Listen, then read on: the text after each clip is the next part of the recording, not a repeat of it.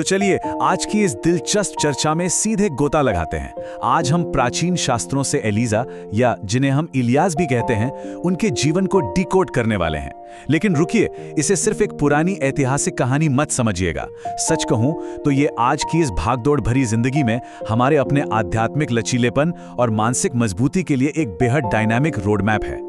यह एक ऐसी कहानी है जो आस्था, अदम्य साहस और कभी न टूटने वाली दृढ़ता से भरी है। और यकीन मानिए, इसके सबक आज भी उतने ही सच और प्रासंगिक हैं जितने सदियों पहले थे। आज के इस सफर को हमने 4 अहम पड़ावों में बांटा है। पहला, अभाव या कमी के समय में विश्वास कैसे बनाए रखें। दूसरा, साहस और ईश्वरीय शक्ति। तीसरा, जिंदगी के कठिन दौर में खुद को कैसे नया करें या नवीनीकरण ढूंढें। और अंत में चौथा, करुणा और एक ऐसी विरासत जो हमेशा कायम रहे। ये रूपरेखा हमें आस्था की चोटियों से लेकर उसकी गहरी घाटियों तक के एक बहुत ही शानदार सफर पर ले जाएगी। तो चलिए सीधा हमारे पहले पड़ाव पर चलते हैं, अभाव के समय में विश्वास करना। मतलब जब आपकी नदी ही सूख जाए तब आस्था कैसे ढूंढे। सोचिए, जब अकाल के दौरान एलिजा के लिए पानी का इकलौता स्रोत यानी चेरिथ नदी सूखने लगी तो उन पर क्या गुजरी होगी। जब सब कुछ अनिश्चित लगता है तब ये विचार कितनी गहराई से बात करता है ना। जब एलिजा की नदी सूख गई तो कहानी वहीं खत्म नहीं हुई। ईश्वर ने जरेफत में एक विधवा के जरिए उनके लिए पहले ही अगला कदम तैयार कर रखा था। यह हमें एक बहुत ही शक्तिशाली बात सिखाता है कि हमारा भरण पोषण हमारी वर्तमान परिस्थितियों पर नहीं बल्कि ईश्वरीय योजना पर निर्भर करता है। अक्सर हमारा अपना दिमाग हमसे कहता है ये तो बिल्कुल इलॉजिकल है। अकाल के समय एक गरीब विधवा पर भरोसा करना मानवीय तर्क से बिल्कुल परे है। लेकिन यहीं पर ईश्वरीय ज्ञान सामने आता है। कागजी तर्कों को चुनौती देना ही अक्सर चमत्कारों को बुलावा देता है। आज के समय की मारिया की कहानी ले लीजिए। जब उसकी नौकरी गई तो उसे लगा सब खत्म हो गया, लेकिन उसी कमी के दौर में उसके लिए फ्रीलांसिंग के ऐसे अप्रत्याशित दरवाजे खुले जिसने उसे पूरी तरह संभाल लिया।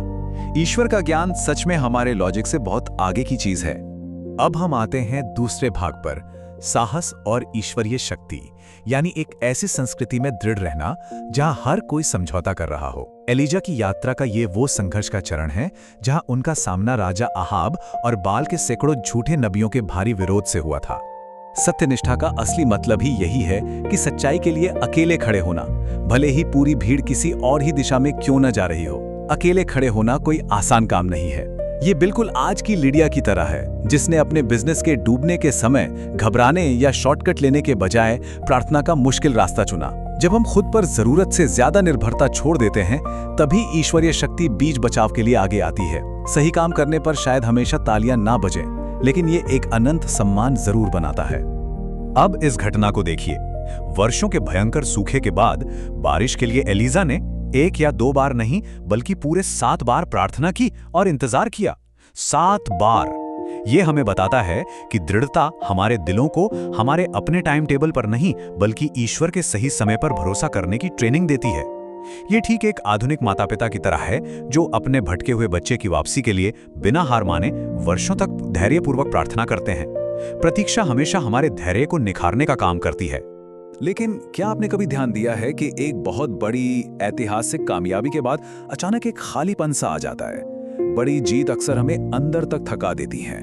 और यही बात हमें इस बहुत ही सोचने वाले सवाल पर लाती है। सफलता के बाद जो अचानक से इमोशनल क्रैश होता है, उसका क्या? जब सारी ऊर्जा एकदम खत्म हो जाए तब हम क्या करें? यहीं से हमारी चर्चा के तीसरे भाग की शुरुआत होती है, कठिन समय में नवीनीकरण ढूंढना। स्वर्ग से आग गिरने का इतना बड़ा चमत्कार देखने के बाद भी एलिजा इजेबेल की धमकी से बुरी तरह डरकर अपनी जान बचाने के लिए भाग खड़े होते हैं। ये एक साफ रिमाइंडर है कि जिंदगी की सबसे बड़ी ऊंचाइयां बहुत जल्दी हमें गहरी भावनात्मक खाइयों में भी धकेल सकती हैं। बर्नआउट या थकावट कोई आज की नई बीमारी नहीं है। ये हमेशा से इंसानों के साथ रही है, चाहे वो इजेबेल से भागते एक प्राचीन नबी एलिजा का जंगल में निराश होना हो या फिर आज के समय में पादरी कैलेब का एक बड़े इवेंट के बाद वाला बर्नआउट, या फिर शिक्षक जेम्स का उदाहरण ले लीजिए जो बुरी तरह थक चुके हैं और उन्हें एक ब्रेक की जरूरत है। अपना संतुलन बनाए रखने के लिए ब्रेक लेना, आराम करना और प्रार्थना करना कोई विलासिता नहीं बल्कि जरूरत है। अपनी कमजोरी को मानना भी हमारी आध्यात्मिक सेहत का ही एक हिस्सा है। अराजकता से दूर हटना, आराम करना और उस धीमी आवाज को सुनना, ये कदम एक आध्यात्मिक लय के लिए बहुत ही ज्यादा जरूरी है। ये हमें एक शाश्वत सत्य सिखाते हैं कि ईश्वर हमेशा कोई नई दिशा देने से पहले हमें अंदर से रिस्टोर करते हैं, हमें फिर से खड़ा करते हैं। बिना रुके बस मशीन की तरह दौड़ते रहना कोई पक्का समाधान नहीं है। माउंट होरेब पर क्या हुआ था? ईश्वर उस शोरगुल, भारी भूकंप या धधकती आग में नहीं थे, बल्कि एक बहुत ही शांत और कोमल फुसफुसाहट में थे। आज के शोर शराबे और नोटिफिकेशन वाले युग में यह सबक बहुत मायने रखता है। बिल्कुल रूथ की तरह, जिसने सुबह उठते ही फोन स्क्रॉल करने की आदत को पूरी तरह से मौन और शांति से बदल दिया ताकि उसे दिन भर के लिए स्पष्टता मिल सके। सच कहूं तो ईश्वर हमें शोर में नहीं, अक्सर उस गहरी शांति में मिलते हैं। अब हम आते हैं हमारे सफर के आखिरी और शायद सबसे खूबसूरत हिस्से पर, करुणा और स्थायी विरासत। यहाँ आकर एलिजा का ध्यान पूरी तरह से खुद के संघर्षों से हटकर दूसरों की ओर, गहरी सहानुभूति और भविष्य को तैयार करने की ओर चला जाता है। एलिजा की वो प्रार्थना याद है जिसने उस गरीब विधवा के बेटे को वापस जीवन दिया था? वो आज भी उतनी ही शक्तिशाली महसूस होती है। ये हमें नर्स क्लेयर जैसे लोगों में दिखता है जो अपनी हर शिफ्ट की शुरुआत अपने मरीजों के लिए चुपचाप प्रार्थना करके करती हैं।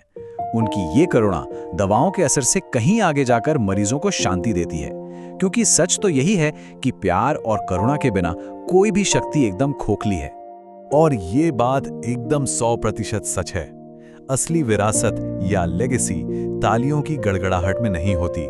ये विचार उस खास पल को कितनी खूबसूरती से दर्शाता है जब एलीशा ने दुनिया से जाने से पहले अपनी जिम्मेदारी, अपना प्रभाव एलीशा को सौंप दिया था। ये इस बात का प्रतीक है कि ईश्वर का काम किसी एक इंसान के जाने से रुकता नहीं है, वो अगली पीढ़ी के जरिए हमेशा आगे बढ़ता रहता है। और अच्छी बात यह है कि हम आज भी इस सिद्धांत को अपनी जिंदगी में उतार सकते हैं। रिटायर्ड कोच मिस्टर लॉसन को ही देख लीजिए, जो अब खुद मैदान पर नहीं दौड़ते बल्कि युवा लीडर्स को मेंटर करते हैं, उनका मार्गदर्शन करते हैं। ये साबित करता है कि हमारी सबसे बड़ी विरासत वो गहरा असर है जो हम दूसरों की जिंदगियों पर छोड़ते हैं, ना कि वो तारीफें जो हम खुद के लिए बटोरते हैं। तो इस पूरी चर्चा का निचोड़ क्या है? ये 4 स्तंभ: साहसपूर्वक जीना, निरंतर प्रार्थना करना, करुणा से सेवा करना और वफादारी से मार्गदर्शन करना। ये हमें बताते हैं कि एलिजा की आस्था उग्र भी थी और एक ही समय पर बेहद नाजुक भी। और सबसे बड़ी बात, बाइबल का ये साहस सिर्फ इतिहास के पन्नों में कैद नहीं है, ये एक जिंदा ताकत है जो आज भी पहाड़ों को हिलाने और हमारी जिंदगी बदलने का दम रखती है। जाते जाते मैं आपको इस एक आखिरी सवाल के साथ छोड़े जा रहा हूं। जिस शक्ति ने उस भयानक अकाल और जानलेवा संघर्ष के समय में एलिजा को संभाले रखा, वही शक्ति जीवन की हर छोटी बड़ी परीक्षा में आपको भी संभाल सकती है। तो बस एक बार रुकिए और खुद से पूछिए, क्या आप अपनी स्थिरता बाहर के उस भारी शोर शराबे में ढूंढ रहे हैं या अपने भीतर की उस कोमल धीमी आवाज में? विचार जरूर कीजिएगा।